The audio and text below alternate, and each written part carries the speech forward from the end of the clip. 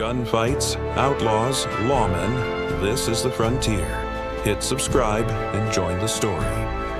The saloon doors swung open with a long, complaining creak, and every conversation inside seemed to pause. James Butler Hickok, the man the frontier knew as Wild Bill, stepped across the threshold.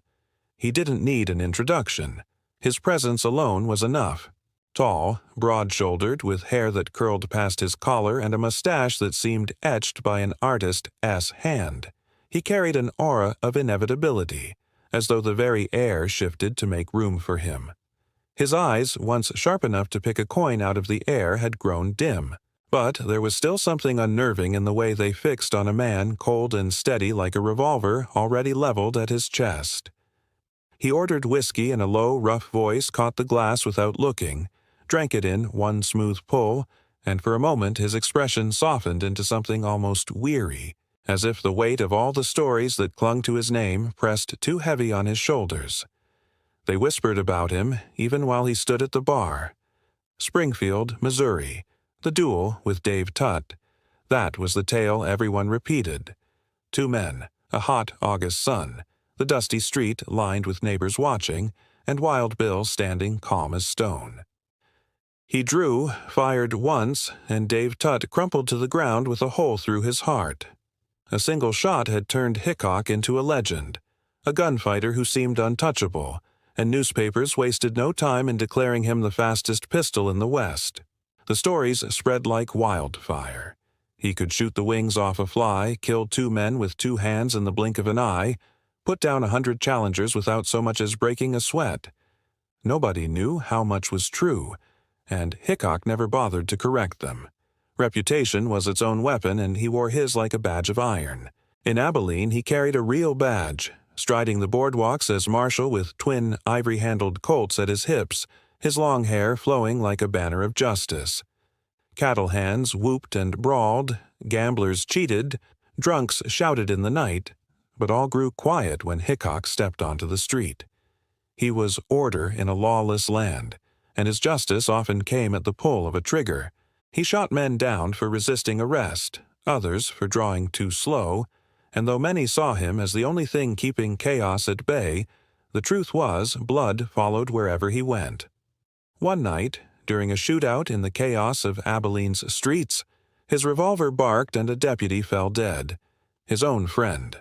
Hickok said little about it, but those who knew him swore that something inside him cracked that night. The law no longer looked like honor. It looked like guilt.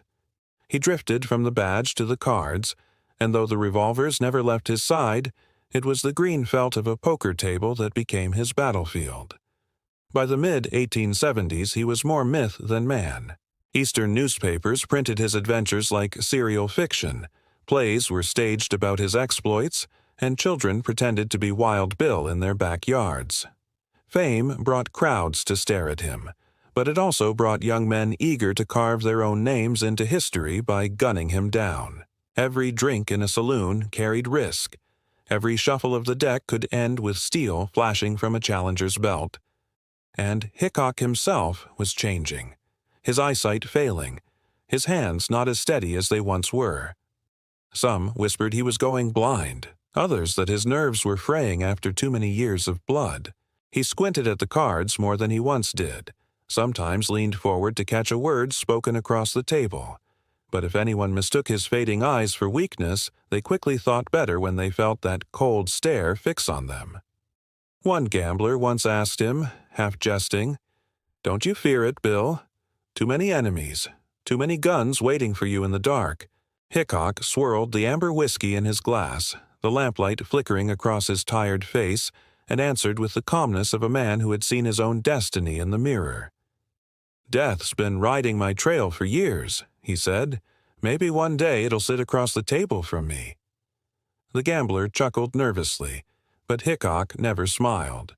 By the summer of 1876, his trail led him to the Black Hills of South Dakota, where the promise of gold had transformed a patch of wilderness into the roaring, lawless camp of Deadwood. The place stank of greed and whiskey, a sprawl of tents and wooden shacks filled with miners, gamblers, and killers. If ever there was a town where life and death played their game with loaded dice, it was Deadwood, and Hickok walked into it like a man stepping onto a stage for his last performance. Friends saw him grow distant, staring off as though already listening to music only he could hear. Some swore he dreamed of being shot from behind. Others whispered he muttered about dying with his boots on. Whatever the truth, there was a heaviness about him, as if he knew the cards of fate were already being dealt.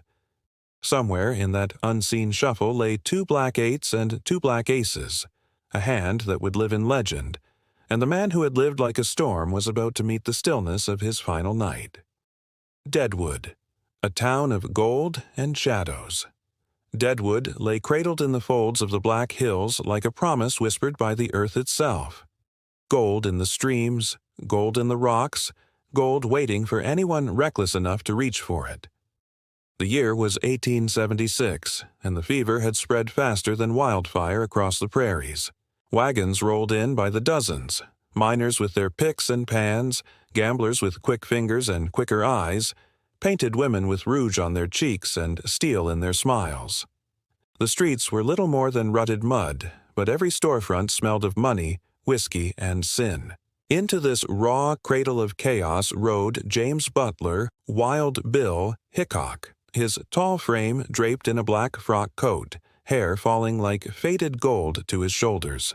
He was no longer the iron-eyed marshal who once cleared Abilene with pistol smoking.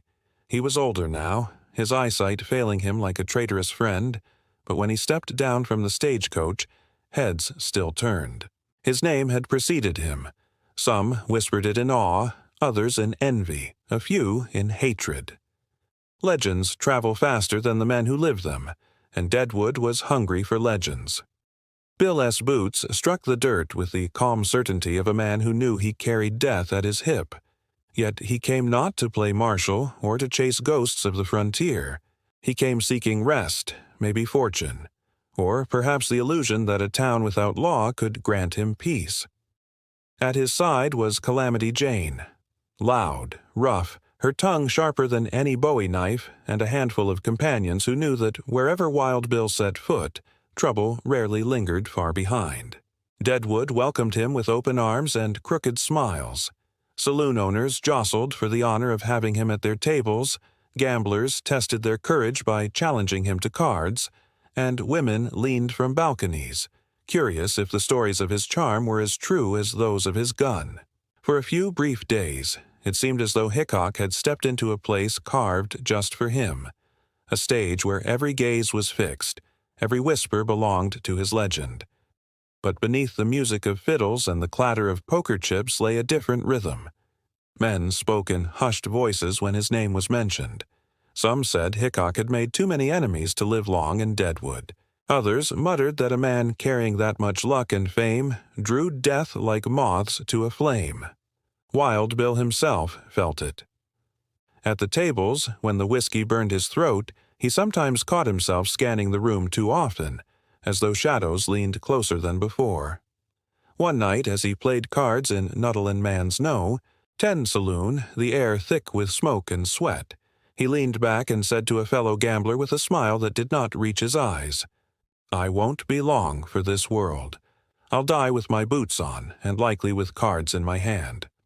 The others laughed, thinking it was a joke, but the sound of it lingered like a bell tolling in the distance. Hickok didn't laugh. Deadwood was no stranger to death. Mines collapsed, knives flashed, and pistols barked in alleys. But when Hickok walked its streets, there was the sense of something larger at play, as if destiny itself had followed him into the gulch. He spent his days drifting from saloon to saloon, playing hands of poker, sipping whiskey, never straying far from the crowd, yet never quite belonging to it. To the miners, he was the embodiment of the frontier's glory days. To the gamblers, a rival whose very presence cast long shadows across the table. There were nights when Hickok stepped outside into the cool air, looking at the stars over the Black Hills, wondering if the frontier had outlived him, if men like him were ghosts walking before their time.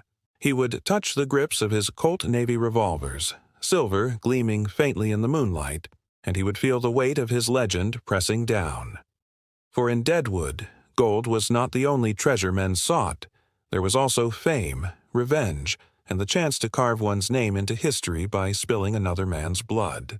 And somewhere among the faces in the smoke-filled saloons, eyes watched him with something colder than curiosity. The second day of August, 1876, slid into Deadwood with the careless ease of a gambler shuffling cards.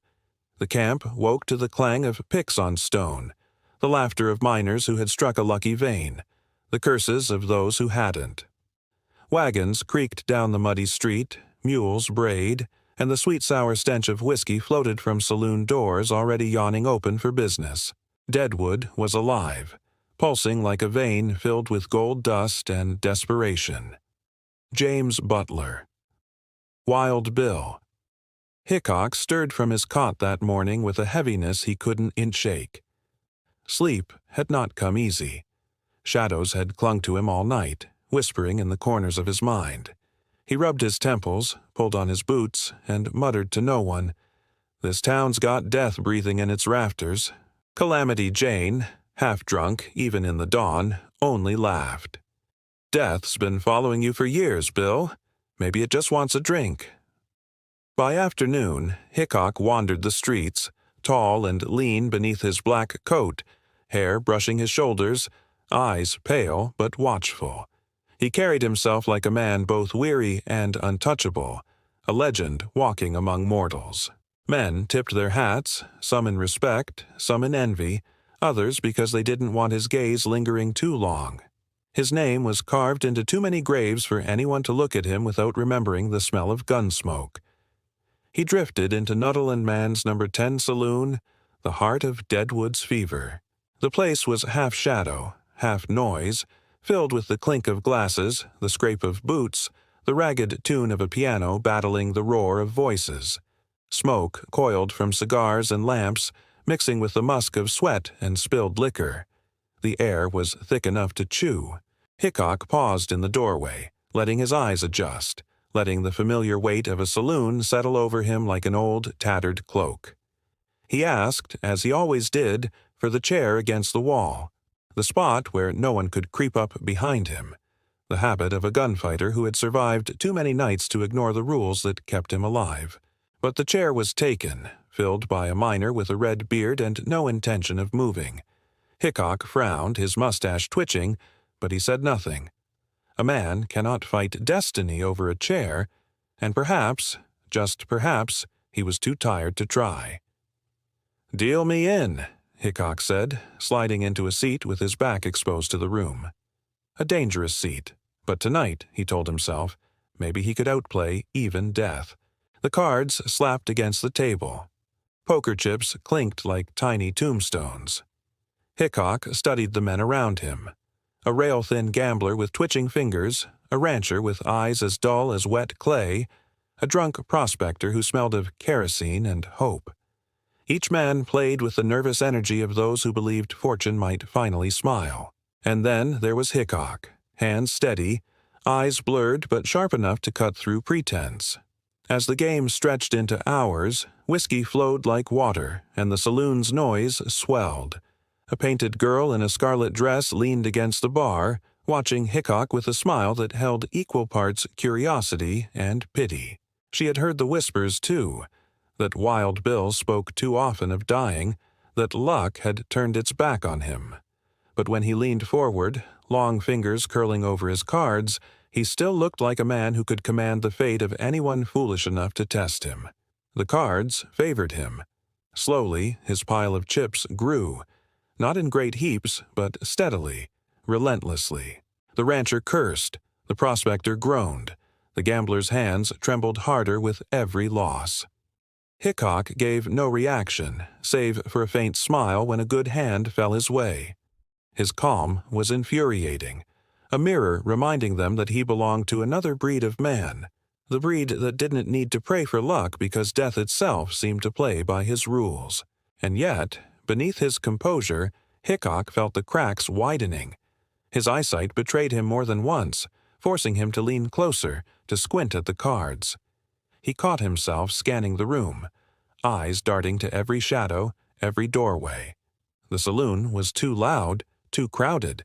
He could almost feel footsteps behind him, though when he turned, there was no one. Just the piano hammering a ragged march, just the bartender polishing glasses already clean. At one point, he set his cards down and whispered to the gambler beside him, "I shouldn't be sitting here, not with my back to the door." The gambler chuckled, thinking it a joke. "Bill, ain't no man alive fool enough to test you." Hickok only smiled, thin and weary. "There's always one," he said. The game rolled on, hand after hand, chips sliding across the table like offerings to some hungry god. Then it came, the hand that seemed carved from fate itself. Hickok lifted his cards, and the saloon seemed to still. A pair of black aces, a pair of black eights, 4 cards staring up like gravestones in the dirt. He felt the weight of them, heavier than any hand of cards should be. He tapped the table with one finger, a rhythm steady as a death march. The others leaned forward, trying to read his face, but Hickok's expression was unreadable, as though carved from the same stone that marked the graves of those he had sent into the earth. Inside, though, he felt the tug of inevitability. This was not just a hand. This was prophecy. The prospector cursed and folded. The rancher tossed in chips, stubborn to the last. The gambler hesitated, sweat slicking his brow. Hickok said nothing, his eyes lingering on the door, on the smoke curling above it, on the faint creak of hinges carried even over the noise. For a moment he thought he heard the sound of boots approaching, slow, deliberate. He set his cards down gently, as though laying flowers on a grave. The dead man's hand. The saloon roared around him, laughter, arguments, music, the endless thunder of a town drunk on its own myth. But for Hickok, time slowed to a crawl. He could feel it pressing in, the moment he had spoken of so often, the destiny he had courted with every step, every duel, every whispered boast that he would die with his boots on. And then the door opened. The shot heard in Deadwood. The door of Nuttall and Mann's number 10. Saloon creaked open with the weary groan of old wood, but to Hickok it sounded like a cannon blast. For hours he had felt it coming, the way a man feels the storm before the sky darkens. His pale eyes flicked up from the black aces and black eights in his hand, catching the silhouette stepping inside. A figure moved through the haze of cigar smoke and lamplight. Slender, wiry, with the nervous twitch of a jackrabbit cornered by wolves. Jack McCall. The name whispered through Hickok's mind like a curse he had known all along. The young drifter had played at his tables before, losing badly, licking his pride as though it were a wound no whiskey could heal. Hickok had once pressed a few coins into the boy's palm, told him to buy breakfast instead of drinking himself hollow. Maybe it was kindness, maybe pity. Either way, pity cuts deeper than bullets for a man already bleeding shame. McCall's boots dragged across the wooden floor, the sound lost in the cacophony of piano keys and drunken laughter. No one gave him more than a glance. Deadwood was full of men like him, strangers with hollow eyes and restless hands, ghosts still waiting to be claimed by the grave. But Hickok noticed. He always noticed. The cards rested in his hand like an omen carved from the bones of fate. Aces and eights. He tapped them once against the table, steady, calm. His instincts screamed at him to rise, to draw, to turn and face the danger at his back. But he was tired. Tired of always watching doors, always expecting the bullet. Perhaps this was the moment he had been circling his whole life. Perhaps destiny had finally shuffled its last deck. McCall drifted closer, weaving between tables, his right hand buried in his coat. He smelled of stale liquor, sweat, and something colder. Resentment sharpened into murder. The saloon's chatter swallowed the sound of his approach, the laughter of miners and gamblers masking the drumbeat of death.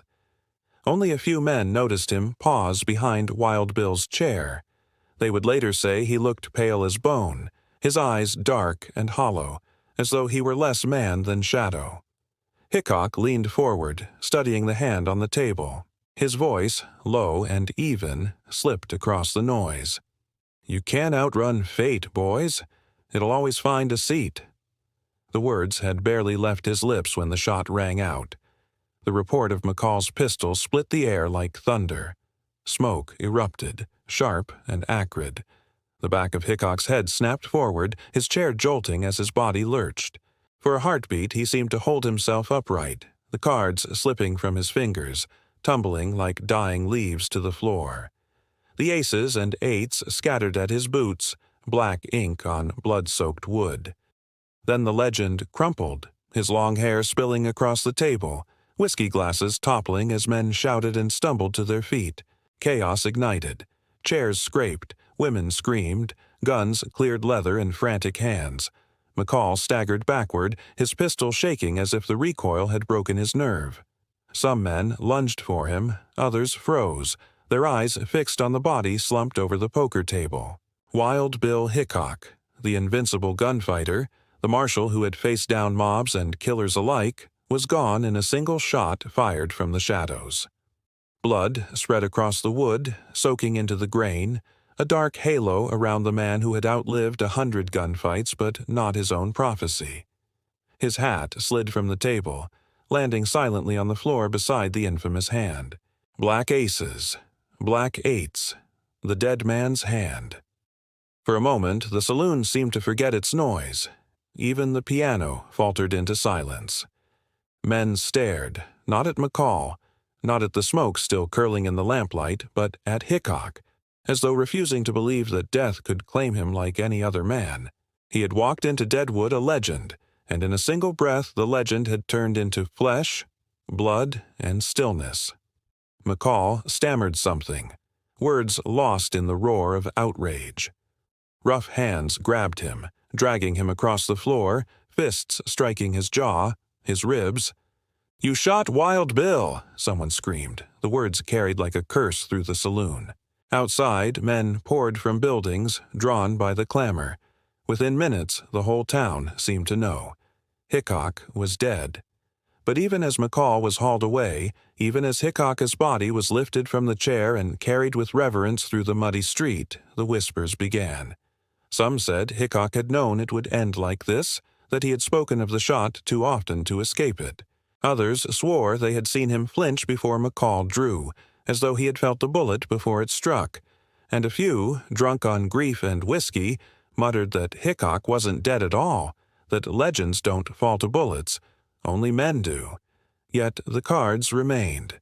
Aces and eights, soaked in blood, etched forever into the folklore of the West. That night Deadwood did not sleep. Fires burned low, songs faltered, laughter died in the throats of men who had thought themselves immune to sorrow. A town built on greed and blood now found itself haunted, every shadow holding the echo of a pistol shot, every card game carrying the ghost of the man who had made poker into prophecy. And somewhere in the Black Hills, the wind carried the story, whispering it through pine and canyon. Wild Bill Hickok had drawn his last hand, and death had called his bluff. Legacy of the Dead Man's Hand. The morning after the gunshot, Deadwood wore its grief like a shroud. The air still smelled of gunpowder and stale whiskey, and the muddy streets were hushed as if the town itself was in mourning. Men who had caroused until sunrise walked with bowed heads, their voices low, their steps heavy. Even the gamblers, hardened by loss and fortune, avoided the saloons. Death was no stranger to Deadwood, but the death of Wild Bill Hickok was something different. It felt as though the West itself had lost its sharpest edge. They buried him on a hill overlooking the rough settlement, his coffin carried not just by friends but by rivals, miners, soldiers, and drifters who had never met him, yet swore they had. The preacher's voice trembled as he spoke of a man larger than life, a man who had tamed lawless towns with nothing but a colt at his hip and steel in his stare. Yet even as dirt fell over the coffin, whispers ran through the gathered crowd. Some swore Bill had cursed himself by sitting with his back to the door. Others said he had chosen that seat on purpose, as if daring death to come and claim him. When the grave was filled, silence lingered. Men shuffled their boots, women wiped tears, and in the restless wind, the legend began to take root. The outlaw towns of the frontier thrived on stories, and none spread faster than the tale of Hickok's final hand. The cards were retold first in hushed tavern corners, then in loud saloons, until every gambler from Kansas to California claimed to know the truth. Aces and eights, the dead man's hand. Players began to shiver if those cards turned up in their hold, some folding immediately, unwilling to tempt fate. Others kept them, hoping the ghost of Wild Bill would lend them luck. But luck was never what the cards carried. It was a warning, an omen burned into the memory of the frontier.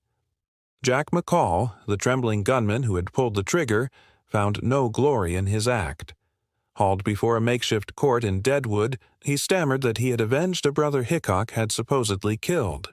Few believed him, but in that lawless camp, with no official jurisdiction, the jury let him go. He walked free for a time, drifting through the territories, but the story clung to him like a shadow. Men spat at his name, women turned their faces, and he learned quickly that killing a legend does not make you one. It makes you a curse. It wasn't long before justice caught up. Federal authorities arrested him months later, far from Deadwood, and this time the trial was real. The court listened, the gavel fell, and Jack McCall was sentenced to hang. On the day of his execution, he looked pale and worn, no trace of triumph in his face. The rope tightened, the trap dropped, and the man who had killed Wild Bill Hickok left the world with no more weight than a forgotten whisper. But Hickok, his name only grew louder. Deadwood embraced the legend, weaving it into its identity. The saloon where he fell became a shrine for curious travelers. Painters sketched him, dime novelists exaggerated him, and eventually even the flickering reels of Hollywood came calling eager to immortalize the gunfighter whose eyes had stared down 100 men, and whose fate had been sealed by 2 aces and 2 eights. Children born long after his death played at being Wild Bill in dusty streets, pointing wooden pistols and shouting his name as though it could grant them courage. Men who had never set foot in Deadwood swore they had once sat across from him at a poker table. And gamblers, drunk and desperate, raised their glasses to him whenever the black aces and eights slid across the felt. Was Wild Bill Hickok truly the greatest gunfighter the West had ever known? Or was he merely a man who carried himself with enough confidence, enough style, to make the world believe it? The truth mattered less than the story. And in the end, that was what Hickok had always understood, that legends are not made by the bullets you fire, but by the tales men tell when you are gone. His grave on the hill became a place of pilgrimage.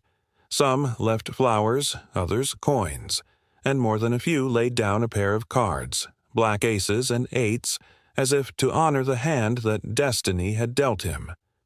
At night, when the wind whistled through the pines, locals swore they could hear faint laughter drifting down from the hill, the echo of a man who had played his last game and found the only peace the West ever offered.